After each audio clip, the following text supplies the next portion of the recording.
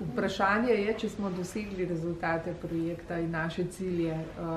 Mislim, da smo jih.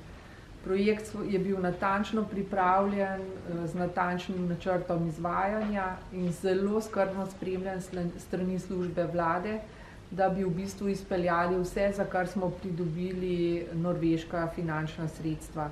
Tako da te cilje smo zagotovo dosegli.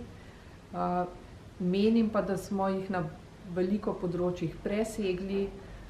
Oblikovali smo močno mrežo sodelavcev po celi Sloveniji, še posebej na teh pilotnih lokacijah, pridobili dobre sodelavce na Norveškem skozi sodelovanje z Norveško, tako da upamo, da bomo na tem lahko gradili tudi v prihodnje.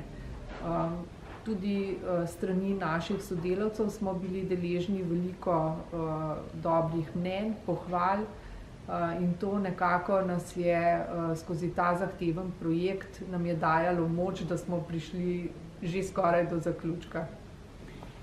Tudi jaz menim, da smo dosegli vse zastavljene cilje oziroma smo jih pravzaprav skoraj povsod presegli.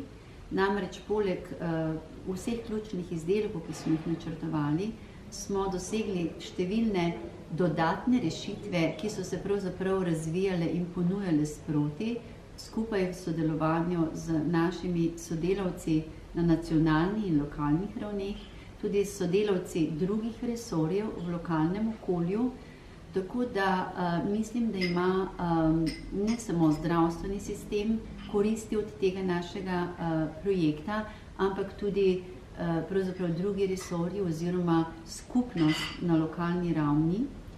Hkrati pa smo presegli pravzaprav cilje v tem, da smo uspeli v tem času vse naše rešitve nekako implementirati s sredstvi Zavoda za zdravstveno zavarovanje Slovenije. Se pravi, da se naš program, tako rekoč, izvaja v 3 pilotnih okoljih polno in izhajajoč iz tega se bo naprej v 25 okoljih izvajal s pomočjo sredstev operativnega programa v naslednjih nekaj letih in bo tako pravzaprav dodatno doprinesel k potrjevanju pravilnosti naših rešitev na širšem okolju Slovenije.